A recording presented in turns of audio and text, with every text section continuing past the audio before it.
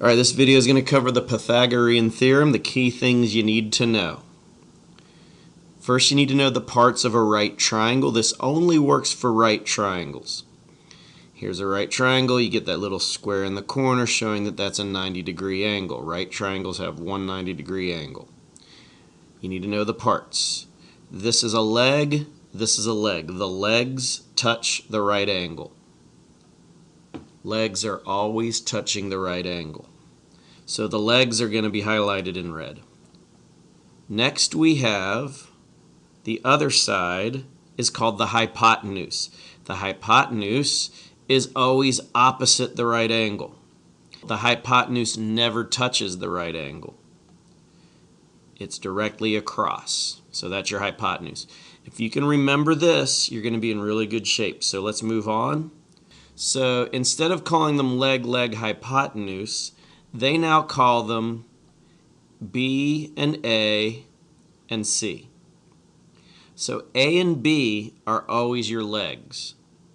C is the hypotenuse. A and B are interchangeable. It's not like A has to be the shorter leg and B has to be the longer leg. They can go back and forth, but C has to be the hypotenuse. A squared plus B squared equals C squared. That's the Pythagorean Theorem. There's videos out there on how this came to be. Right now I'm just showing you how to use the formula. A guy named Pythagoras discovered this, and it was a big deal way back in the day before cell phones. What we can do is if we have a measurement, and if we have this side being 3 and this side being 4, we can figure out the length of this side. We're not going to get out a ruler and measure it. We're going to use the information that we have here. So I'm going to set up the Pythagorean Theorem. 3 to the second plus 4 to the second equals C to the second.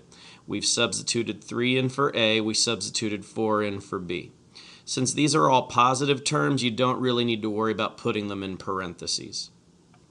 And we don't have any real order of operations going on other than applying these exponents. So we're going to go ahead and take care of these exponents. 3 to the second is 9, 4 to the second is 16. So 9 plus 16 equals C to the second. So now we can add these two together, and we get 25 equals C to the second. Well, if C to the second is 25, that means C times C is 25. So to figure out what C is, we can take the square root of 25. And in this case, it's a perfect square. Square root of 25 is 5. So C is 5. That's your Pythagorean Theorem. We're going to go through a few more examples. Here's another one. So we've got one leg being 5, another leg being 12, and we're missing our hypotenuse again. So I'm going to plug in A, B, and then we don't know C. Once again, I could have had it as 12 to the second plus 5 to the second. No big deal. So now I'm going to apply exponents. Now I'm going to add 25 and 144, and I get this. 169 is C to the second. So that means C times C is 169. So what number times itself is 169? If you don't have it memorized, you could just hit the square root button. You could take 169 and hit the square root button. And there you go. So C would be 13 inches or centimeters or whatever units that you're using. So we're going to do another one. So this time they gave us the hypotenuse and they gave us one of the legs. So what we need to do is figure out the other leg. I'm going to go ahead and set up my Pythagorean Theorem the way we've always been doing. A squared plus B squared equals C squared, except now I'm not substituting in for B. So I've got one leg squared plus B squared equals 10 squared.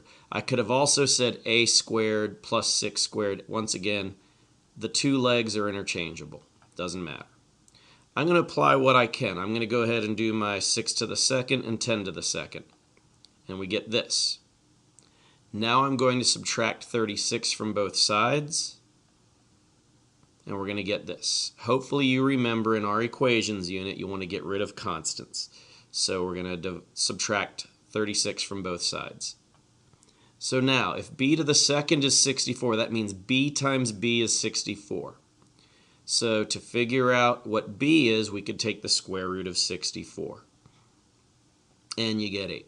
So far, all of our numbers have worked out to really nice numbers. But if this was 65 and we took the square root of it, it would be 8 point something something something. Sometimes they're going to want you to round to the nearest hundredth, nearest whole number, or sometimes they'll just say leave it as the square root of the number. So sometimes they might even have b equals square root of 64. You'll deal with those more down the road. Right now we're just working on the process. All right, so we've got another one here. So this time we don't know a, but they gave us b and c. I'm going to go ahead and plug in what I know. A squared plus b squared equals c squared.